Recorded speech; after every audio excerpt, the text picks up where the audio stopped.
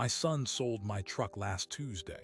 He thought I was too old to drive it, so he and his wife sold it for cash and told me it was for my own good. What they didn't know was that the title wasn't in my name. It was held by a trust I set up 5 years ago. And with one signature, they didn't just sell a truck. They triggered a legal earthquake. My name is Walter. I'm 71 years old, and that 2003 Ford F-150 wasn't just a truck. It was the last thing my wife, Alina, and I bought together before she passed. It was my independence. And by selling it, my son didn't just take a vehicle. He declared me incompetent. But when they filed that bill of sale, they signed their names to a problem they didn't even know existed. Because that truck wasn't really mine to sell, and it wasn't really theirs to take. I retired 3 years ago after 42 years as a master electrician. I worked on everything from new hospital wings to wiring entire subdivisions. My hands know the weight of every tool in my box, and my mind can trace a circuit I installed 20 years ago. When Alina died, the work kept me grounded. The routine, the drive to the supply house in that truck, it was a tether to a world where I still had purpose. My son David is 40. He's an operations manager for a logistics company. He married Chloe 6 years ago. She's a real estate agent. They have a daughter, my granddaughter Lily, who is 4. They live about 35 minutes away in a new development with houses that all look the same. I thought we were close. We had dinner every other Sunday. I helped him build a deck 2 summers ago. We talked about football. The first sign wasn't a sign at all. It was a suggestion.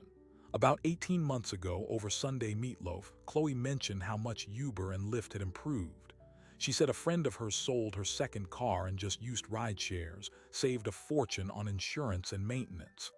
David nodded along. I just said the truck ran fine and the subject changed. I didn't think anything of it.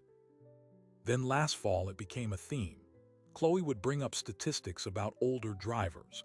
She'd mention a story in the news about a tragic accident involving an elderly man. She'd talk about how stressful driving had become with all the new traffic. David would stay quiet, pushing peas around his plate.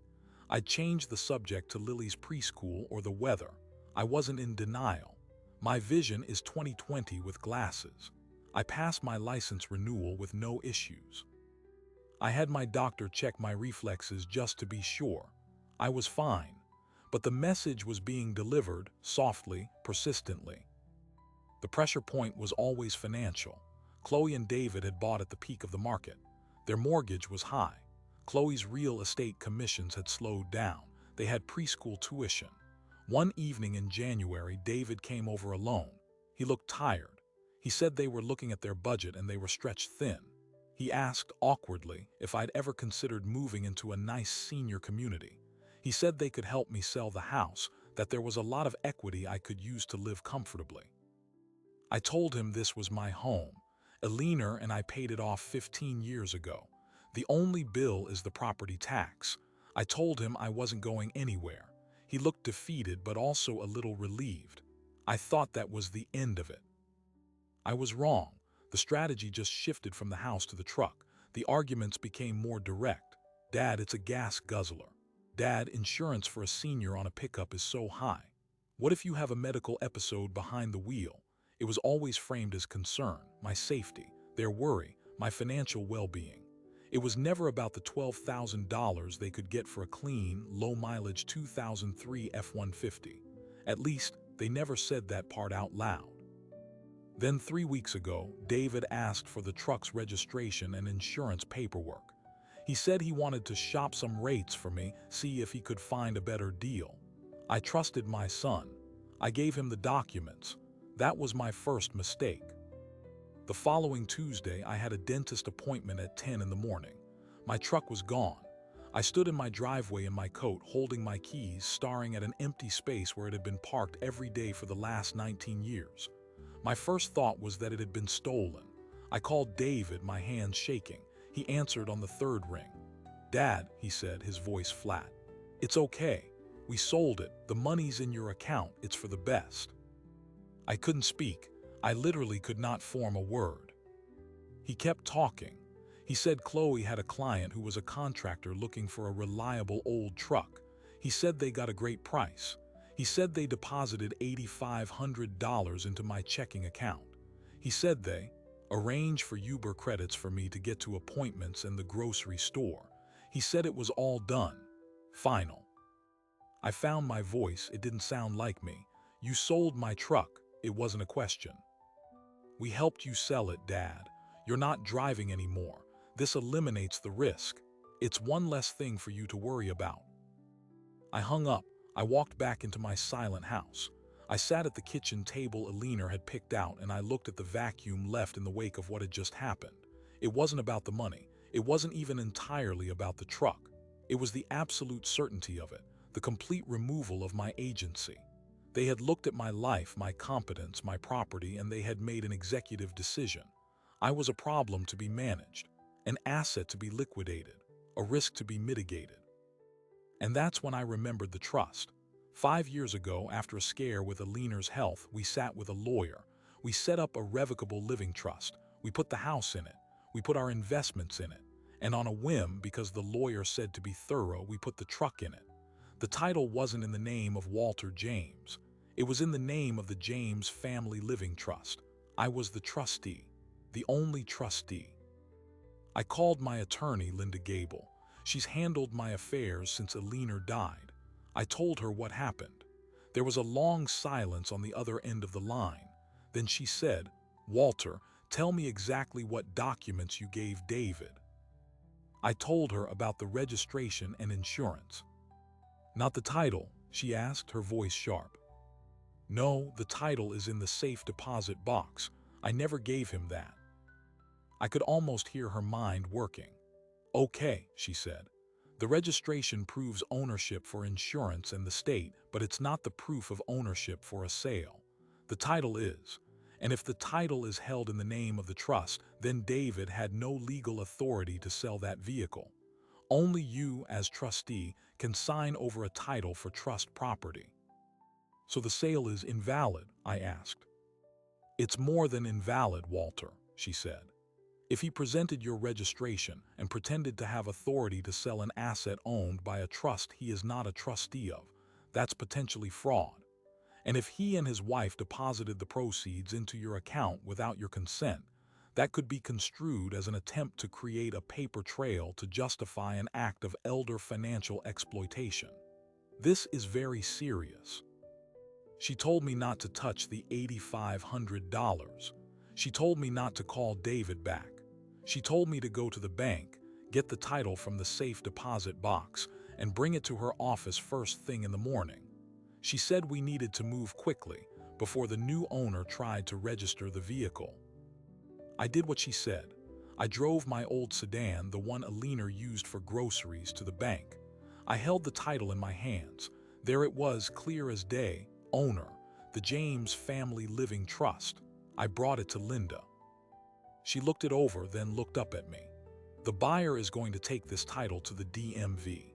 The DMV is going to reject it because the seller's signature on the back is David's, not yours. The buyer will then come back to David and Chloe demanding a proper title or his money back. David cannot produce a proper title because he doesn't have one. When that happens, one of two things will occur. Either the buyer will sue David and Chloe for fraud, or David will come back to you, expecting you to fix the mess he made by signing over your title." She leaned forward. "But here, what David doesn't understand yet, this isn't just a messed up car sale. By taking and selling trust property, he may have breached fiduciary duties he doesn't even know he owes. He has opened a door into a world of legal liability that goes far beyond giving someone their money back. He has essentially thrown a rock through the window of his own future." She asked me what I wanted to do. I looked at that title. I thought of Alina. I thought of my empty driveway. I thought of my son's voice on the phone, so sure he was doing the right thing. I took a deep breath. "What," I asked quietly, "are all my options?" Linda laid out a battlefield. Option 1. I could sign the title over to the buyer, effectively ratifying the sale. The truck would be gone, David would be off the hook, and I'd have $8,500 I never asked for. It was the clean, quiet, family-preserving option. It was also the option that said what they did was okay. Option 2, I could refuse to sign. The sale would collapse. The buyer would demand his money back from David. David would likely have to return the $8,500 to the buyer, and he'd have to get the truck back, which meant confronting the person he just sold it to. It would be messy, expensive, and would expose David's actions completely. Then there was option 3, the nuclear option. I could report the unauthorized sale to the authorities as suspected elder financial exploitation. I could sue David and Chloe for conversion of property and for breach of the fiduciary duty owed to the trust's beneficiary, which was me. This would involve police reports, adult protective services, and civil litigation. It would be a war. "What do you want the outcome to be, Walter?" Linda asked, her voice gentle but direct. "Do you want the truck back? Do you want an apology? Do you want to establish a boundary so stark they never consider something like this again? Or do you want to punish them?" I stared at the grain of her oak desk. I didn't want punishment. I wanted my son back. I wanted the man who helped me build a deck, not the manager who liquidated my assets. But I also knew that getting him back might require walking through a fire he had started. "I want the truck back," I said finally. "And I want them to understand legally and completely that they cannot do this. Not to me, not to anyone." Linda nodded. "Then we start with option 2. We force the sale to unravel, but we do it through formal channels. We don't yell, we send letters." Her first letter was to David and Chloe. It was on her law firm's letterhead. It stated, clearly and without emotion, that the 2003 Ford F-150 VIN number ending in 421 was an asset of the James Family Living Trust. It stated that Walter James was the sole trustee. It noted that the sale conducted by David James was unauthorized and legally void. It demanded that they take immediate steps to rescind the sale, recover the vehicle, and return it to the trust's possession.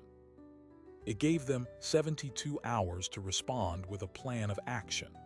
A copy was sent to the buyer, a man named Robert Vance, at the address listed on the bill of sale David had foolishly left in my registration folder. The response was not from David, it was from Chloe. She called me screaming. The call lasted 47 seconds. She called me a spiteful old man. She said I was trying to bankrupt my own son. She said I was choosing a rusted piece of metal over my own family. She said I would die alone because of this. Then she hung up. I saved the voicemail. David showed up at my house that night. He didn't bring Lily. He stood on my porch in the cold, his hands shoved in his pockets. He didn't look like an operations manager anymore. He looked like a scared boy. "You sent a lawyer letter, Dad, to us. You sold my truck, David. You didn't ask, you took it. We were helping you, can't you see that? The insurance, the gas, the risk." "It wasn't your help to give," I said, my voice steady. "The truck wasn't yours. It belonged to the trust. You committed fraud when you signed that bill of sale." His face went pale. "Fraud? That's a legal letter talking. I'm your son. We put the money in your account." "Money I didn't ask for a truck you had no right to sell. The buyer, Robert Vance, has a worthless title. He's going to come for his money, and when he does, he's going to be angry. He's going to come to you." For the first time, I saw a crack in his certainty, a flicker of fear. "So just sign the title over. Make it right. We'll give you the money back if you want it that badly." "No," I said. "You made this mess. You and Chloe, you fix it. Get the truck back. Return the man's money, then we'll talk." He left, his shoulders slumped. I didn't feel victory. I felt a hollow ache, but the line had been drawn. 2 days later, the phone rang. It was a blocked number, a man's voice, rough and impatient. "This Bob Vance. I bought a truck from your kid. The DMV says the title's no good. Says it's owned by a trust and the signature ain't from the trustee. What's the play here, old timer?" I told him exactly what Linda had coached me to say. "The sale was unauthorized, Mr. Vance. The title is invalid. You need to return the vehicle to my son, David James, and demand a full refund of your purchase price. If you have any difficulty, you should consult an attorney." There was a long, heavy silence. Then he said, "I'm looking at your kid's address right now. He's gonna have a real bad weekend." The call ended. The dominoes began to fall. Robert Vance went to David and Chloe's house. From what I later pieced together, it was not a polite conversation. He wanted his $8,500 back in cash immediately. David, of course, did not have $8,500 in cash. The money was in my account untouched. A check wouldn't satisfy Vance. He wanted his truck or his money. He gave them 48 hours. David called me panicked. "Dad, you have to give me the money. This guy is huge. He's threatening to sue me, to call my boss too. You have to help me." "I told you to fix it, David. You have the buyer's information. You have the truck's location. You need to return his money and get the truck back. That is your job." "I can't get the money if you won't release it." "The money is the least of your problems," I said, repeating Linda's words. "You need to focus on recovering the asset you illegally transferred. The financial reconciliation comes after." He screamed into the phone, a raw sound of frustration and terror, and hung up. Chloe, ever the strategist, tried a new angle. She reported me to Adult Protective Services. She claimed I was a vulnerable adult, making irrational financial decisions, being manipulated by a lawyer, and refusing necessary assistance from my family. A social worker named Marcy showed up at my door. She was kind, professional. She asked questions about my health, my finances, if I felt safe, if I understood the situation with my son. I offered her coffee. I showed her my file, the trust documents, the title, Linda's letter, a printout of the untouched bank balance, the log I'd started of every call and interaction. I played her the voicemail from Chloe. Marcy listened. She took notes. At the end, she closed her notebook. "Mr. James, based on what you've shown me, this doesn't appear to be a case of self-neglect or undue influence. This appears to be a property dispute, a very one-sided one." She gave me her card and told me to call if the harassment continued. She said she would note in her report that the referral appeared to be retaliatory. When David and Chloe found out the APS report had backfired, the silence from their end became absolute. For 4 days, I heard nothing. I thought maybe, in the quiet, they were working on a solution. I was wrong. They were consulting a lawyer, their own lawyer. A letter arrived from a firm called Dalton and Pierce. It was addressed to Linda Gable. It claimed that David and Chloe had acted under a good faith belief, that they were assisting me. It argued that by giving them the registration documents, I had created an appearance of authority. It threatened to file a petition with the court to have me declared partially incapacitated and to have David appointed as my conservator, citing the APS report and my irrational attachment to a dangerous vehicle. They demanded I sign the title over to Robert Vance immediately, or they would initiate guardianship proceedings. Linda called me as soon as she read it. Her voice was cold, furious. "This is a declaration of war, Walter. They are trying to use the court system to strip you of your legal autonomy because you won't give them your property. This is scorched earth." The ground beneath me shifted. This was no longer about a truck. This was about my freedom, my right to make my own decisions. They weren't just trying to win an argument. They were trying to have a judge declare me incompetent. "What do we do?" I asked, my mouth dry. "We counterattack," Linda said. "We file first. We sue David and Chloe for conversion, for trespass to chattels, and for intentional infliction of emotional distress. We seek punitive damages. We make it so public and so ugly that their threat of guardianship looks exactly like what it is, retaliation. And we go on the offensive with the elder exploitation angle. We file a police report." I felt the world narrow to a single sharp point. A police report against my own son. "Yes," she said, her tone leaving no room for debate. "Because what they did is a crime. And because if we don't, their petition for guardianship might have a chance. We need to show the court that they are the threat, not you. We need the paper trail to start at the police station." I thought of Lily. I thought of Sunday dinners. I thought of my son's face on my porch, scared. Then I thought of the word incapacitated. I thought of a judge giving David control over my bank accounts, my home, my medical decisions. "Do it," I heard myself say. Filing the police report felt like pulling a pin on a grenade and holding it in my hand. I sat in a small, brightly lit room at the local precinct with a detective named Alvarez. Linda was beside me. I laid out the timeline, showed him the trust documents, the title, the bill of sale with David's signature, the bank statement showing the deposit. I played the voicemail from Chloe. I showed him the letter from their lawyer threatening guardianship. Detective Alvarez listened without expression, taking notes.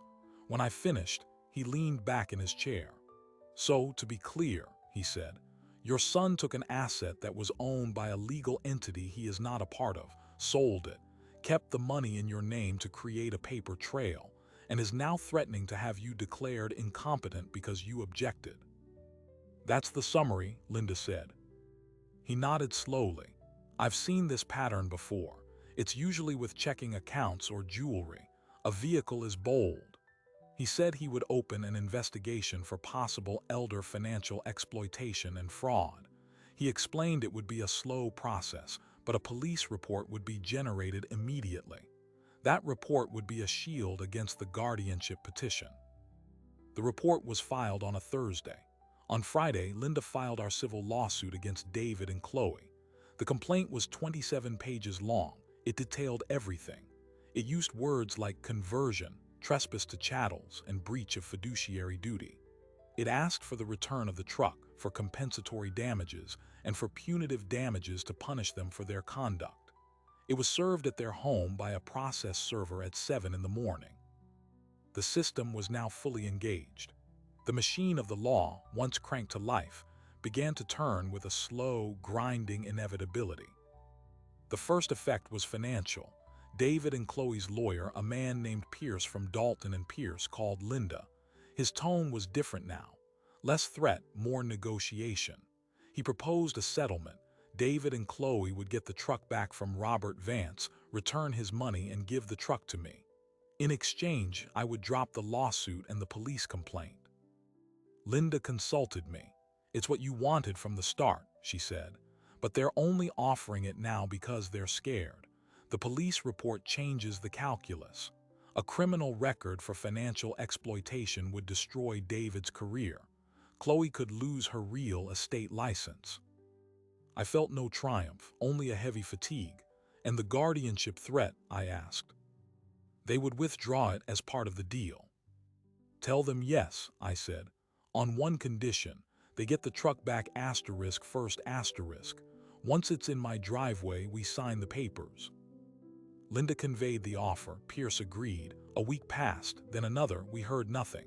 Linda called Pierce. He was evasive. Something was wrong. Robert Vance, the buyer, called me again. He was angrier. "Your kid and his wife," he said. "They came to my shop with a check, a personal check for $8,500. I told them I don't take personal checks from people who commit fraud. I want cash or the truck stays with me. They left. I haven't seen them since. The truck, still here. What's your play, old man?" David and Chloe didn't have $8,500 in cash. The money was still sitting in my account. They couldn't access it. They had maxed out their credit cards trying to come up with the cash and failed. Their lawyer had advised them not to return the truck without a signed settlement, fearing I'd keep the truck and the lawsuit. They were trapped in a paradox of their own making. And then the unthinkable happened. Robert Vance, tired of waiting, filed his own lawsuit. He sued David and Chloe for fraud, seeking the return of his money plus damages for his time and trouble. He also filed a mechanic's lien on the truck itself, claiming a possessory interest since he performed minor repairs on it. The truck was now at the center of *2* lawsuits. David was served with this second lawsuit at his office. His boss called him into a meeting. A day later, David was placed on administrative leave. The company handbook had a clause about employees facing serious civil litigation that could impact the firm's reputation. When Chloe was served at an open house, her broker found out. The State Real Estate Commission has strict rules about agent conduct. An allegation of fraud in a personal matter is a bright red flag. She was suspended pending review. In the span of 72 hours, my son and his wife were both without income. The walls were closing in and they were panicking. They didn't call me. They called Linda. They begged for a new settlement. They offered to sign anything. They would get the truck back, they promised. They just needed me to release the $8,500 from my account so they could pay Robert Vance in cash. Linda was merciless. The offer expired, she told them. You had your chance. You didn't perform. Now there is a second plaintiff in the mix. My client's position has changed. What does he want now? David pleaded, his voice cracking over the speakerphone.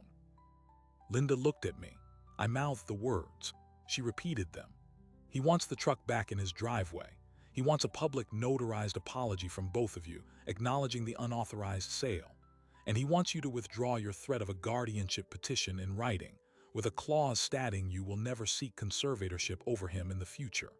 Furthermore, you will be responsible for all legal fees Robert Vance has incurred, which we will pay from the $8,500 currently in trust. Any remaining balance will be donated to the local senior center. There was a long, broken silence on the other end of the phone.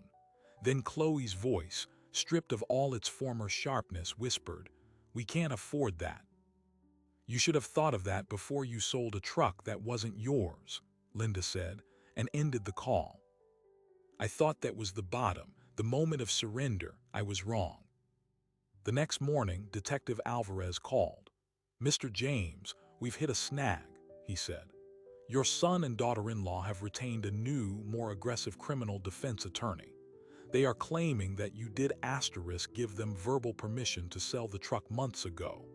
They're saying you changed your mind after the fact, and that this is all a family misunderstanding that you've weaponized with the police." My blood ran cold. "That's a lie." "I believe you," Alvarez said. "But it's a he said, they said situation. The criminal case hinges on intent. If they can create reasonable doubt that they believe they had permission, even if that permission was based on a misunderstanding, it becomes a civil matter, not a criminal one. Their new lawyer is pushing hard for us to drop the exploitation angle. It was their final, desperate play, to rewrite history, to gaslight the police. But they had forgotten about Robert Vance, and they had forgotten about technology. Linda had a subpoena issued for David and Chloe's text message records for the period surrounding the sale. Their new lawyer fought it, but a judge granted it, given the pending civil litigation. The text messages arrived. They were a revelation. We didn't need to read between the lines. The plan was spelled out in stark, ugly detail. Months of texts between David and Chloe discussed the truck problem. They talked about my stubbornness. They calculated the Blue Book value. One text from Chloe, sent the day before they asked for the registration, read, "Once we have the paperwork, we just do it. He can't stop us if it's already done. He'll get over it. It's for his own good." The most damning one was from David, sent to Chloe the night after they took the truck. "He's really upset. Maybe we should have talked to him first." Chloe's reply, "Talking was never going to work. This was the only way. The money's in his account. It's a done deal. He'll adjust." There was no mention of any prior permission from me. No discussion of a conversation where I agreed. Just a cold, calculated strategy to take the truck and present me with a fait accompli. Detective Alvarez reviewed the texts. The criminal investigation was re-energized. The district attorney's office became involved. They were now looking at potential felony charges for theft by deception and elder exploitation. The walls were no longer closing in. They had collapsed. David showed up at my house one last time. He didn't knock. I found him sitting on my front porch steps in the rain, head in his hands. He looked up at me, his face ravaged by stress and guilt and fear. "It's over, Dad," he said, his voice hollow. "We lost. Chloe's talking to a bankruptcy attorney. My job is gone, we're going to lose the house, and they're talking about criminal charges. He started to cry quiet, shuddering sobs. I thought we were helping. I thought we were being responsible. I never meant for any of this. I stood there looking down at my son. The anger had burned away, leaving only a profound, aching sadness. I saw the little boy who used to follow me around the job site. I saw the man who had gotten in so far over his head he couldn't see the surface anymore. "Where's the truck, David?" I asked softly. "Vance still has it at his shop." "And the money?" "Still in your account. We never touched it." I sat down on the step next to him, not caring about the rain. "The first thing you do," I said, "is you fire your lawyers, all of them. The second thing you do is you call Robert Vance. You tell him you're bringing him $8,500 in cash tomorrow. I will give you the money. You will get a signed receipt. You will get the truck. You will drive it here and put it in my driveway." He stared at me, confusion and a flicker of hope in his eyes. What about the lawsuit, the police?" "One thing at a time," I said. "You fix the first thing you broke. You get me my truck back. Then we'll see what's left to salvage." He nodded a frantic, eager nod. He thought it was forgiveness. It was. It was a test. It was the first step on a very long road back, and it was the only road left. David did what I asked. The next day, he went to Robert Vance's shop with $8,500 in cash from my account. Vance counted the money, handed over the keys, and signed a release. David drove the truck to my house. He parked it in the exact spot it had always been. He got out, placed the keys in my hand, and didn't say a word. He just looked at the ground, waiting. I inspected it. There was a new scratch on the passenger side fender. The odometer had gained 147 miles. It smelled faintly of cigarette smoke, but it was mine. It was back. I felt a relief so profound it was almost dizzying. The object was restored. The harder work was just beginning. With the truck physically returned, the legal gears began to shift into a different phase. Linda contacted the district attorney's office. We provided proof that the property had been restored. We explained that a full financial restitution had been made to the third-party buyer. We emphasized that while the conduct was egregious, our primary goal had been to reestablish boundaries and recover the asset, not to see David and Chloe imprisoned. The DA's office, after review, offered a deal. They would suspend the criminal prosecution for 18 months. If David and Chloe committed no further offenses, completed a 60-hour course on elder law and financial ethics, and performed 200 hours of community service at a senior center, the charges would be dropped and eventually expunged. They would have a record of the arrest but no conviction. It was a stern mercy. David and Chloe, through their new, saner lawyer, accepted immediately. On the civil side, we settled. I dropped my lawsuit against them. In return, they signed a notarized statement acknowledging the truck was an asset of my trust, that the sale was unauthorized, and that they would never seek any form of guardianship or conservatorship over me. They also agreed to pay my legal fees, which amounted to just over $6,000. We structured a payment plan. The remaining balance of the original $8,500, after paying Robert Vance's legal fees as promised, was donated to the Greenfield Senior Center in Aliner's name. The financial and professional fallout for them was severe and lasting. David's company, after his administrative leave, terminated his employment. The official reason was violation of company ethics policy. He found a new job 6 months later, but it was a step down in title and pay. Chloe's real estate license was reinstated after a hearing, but with a formal reprimand on her record. Her brokerage let her go. She joined a smaller, less prestigious firm where her income was a fraction of what it had been. They sold their house to avoid foreclosure and moved into a rented townhouse.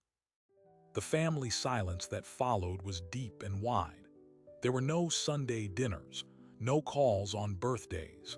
For 3 months, the only communication was through lawyers and the required notifications about the community service. I missed Lily with a physical ache. I worried I had traded my truck for my family. Then on a cool Saturday in October, my doorbell rang. It was David. He was alone. He held a folder. He looked thinner, older, but his eyes were clearer. "Can I come in?" he asked. I let him in. We sat at the kitchen table. He slid the folder across to me. It contained his completion certificate for the Elder Law Ethics course. It contained timesheets from the senior center, signed by the director. He had been washing vans, organizing bingo nights, teaching a basic computer class. "I'm sorry, Dad," he said. It was the first time he'd said it without a but, following it, without an excuse. "I was wrong. What we did was wrong. It wasn't help. It was theft. I wrapped it in concern, but it was about money and control. I failed you." I didn't interrupt him. I let him say all of it. He told me about the pressure he'd felt, the constant anxiety about money that Chloe radiated, the way they'd talked themselves into believing their own justification. He didn't blame her. He took responsibility. He said the community service had been a gut punch. Listening to seniors talk about their fears of losing independence, of meddling children, of being pushed into homes. He said he heard my voice in every story. "I don't expect you to forgive me," he finished. "I just needed you to know that I know what I did." I looked at my son. The shame in him was real. The understanding was new and fragile, but it was there. "Forgiveness isn't a switch, David," I said. "It's a path. You've taken the first step back onto it. That's all I ever wanted." He nodded, tears in his eyes. "What about Lily?" he asked, his voice cracking. Can she see her grandpa?" "I would like that very much," I said. That was the beginning of the slow rebuild. It was cautious. It was awkward at first. Chloe started joining them for visits a month later. She was subdued, humbled. The sharp edges were gone, sanded down by consequence and loss. She apologized too, briefly and with more difficulty, but she meant it. The relationship we have now is different. It's not the easy, assumed closeness of before. It's something quieter, more deliberate, and in some ways more honest. The boundaries are visible and respected. They don't offer unsolicited advice about my driving or my finances. I don't pry into their budget. There was one final, legal move I made. A month after the settlement, I had Linda help me amend the trust. I removed David as the successor trustee. I appointed my sister's daughter, a level-headed woman who lives out of state, instead. I also added a specific, forceful clause. It states that if any beneficiary of the trust attempts to sell, transfer, or dispose of any trust asset without the express written authorization of the acting trustee, that beneficiary shall be immediately and irrevocably disinherited from any portion of the trust's residue. It's known as a no-contest clause on steroids. I sent David a copy. He said he understood. People ask me if I won. The truck is in my driveway. I drive it to the hardware store every Saturday. I won back my property. I won back my autonomy. I even won back, in a fragile new form, my son. But winning implies a contest, and I never wanted a contest. I wanted my family to see me as a person, not a problem. The law gave me the tools to defend myself. The trust was the shield I didn't fully appreciate I had. But the law can't rebuild trust. Only time and humility and a choice to do better can do that. Last Sunday, David and Lily came over. He helped me change the oil in the truck. Lily sat on the porch steps, drawing pictures. As we finished up, David wiped his hands on a rag and looked at the old Ford. "You know," he said, "it's a good truck." There was no resentment in his voice, just a simple statement of fact. "It is," I said. "It gets me where I need to go." He smiled, a small, real smile. "That's all that matters." We went inside and had lemonade. Lily showed me her drawing. It was of a big truck and a small house and 3 stick figures holding hands. She pointed to each one. "That's you, Grandpa. That's Daddy. That's me." I put it on my refrigerator, right next to a picture of a leaner. The foundation, tested to its limits, had held, not because it was indestructible, but because it was properly maintained. And sometimes, maintaining it means being willing to repair the cracks, even the deep ones, with the hard mortar of truth and consequence. That drawing is still on my fridge. I see it every morning when I reach for the milk. It's a reminder that what we build in this life, the families, the homes, the little pieces of independence, are held together by invisible forces. Trust, respect, the clear lines of a legal document. We don't think about the foundation until the ground starts to shake. My story isn't unique. It's happening in quiet neighborhoods and family text chains across the country every single day. The statistics are sobering. 1 in 10 older adults experiences some form of financial exploitation each year, and in nearly 90% of those cases, the perpetrator is a family member. It starts with a suggestion, a concern, a well-meaning offer to help. It becomes a presumption of authority, and without a clear line in the sand, it becomes a takeover. The truck was my line in the sand, but the real tool was the trust. That piece of paper, created during a calm moment years ago, became an unbreakable shield during the storm. It wasn't about money. It was about title, ownership, the cold, hard fact of law that doesn't care about good intentions or family dynamics. Without that title being in the name of the trust, I would have been fighting a moral argument. With it, I was fighting a legal one, and the law was unequivocally on my side. But let me be clear, the law can only protect what you have already secured. It is a reactive force. It cannot rebuild a broken relationship. It cannot restore lost trust. It can only create the space, sometimes a brutal and empty space, where rebuilding might one day become possible. My victory was not in the courtroom or the police report.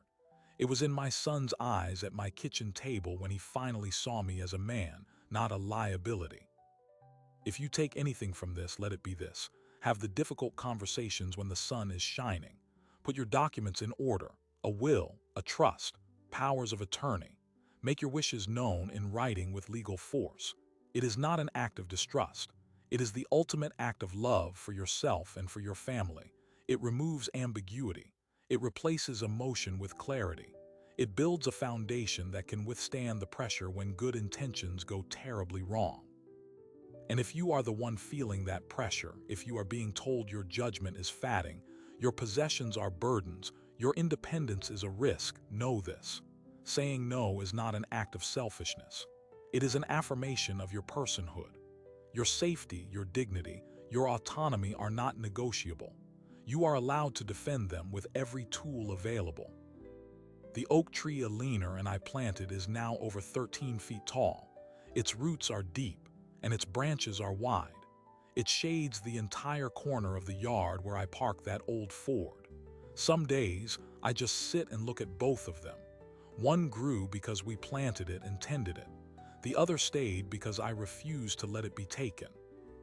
We are all tending something, a family, a memory, a right to our own lives. Tend it well, protect it fiercely, and never apologize for holding ground that is rightfully yours. Thanks for listening. If this story resonated with you, or if you know someone who needs to hear it, please consider subscribing. More stories like this are on the way.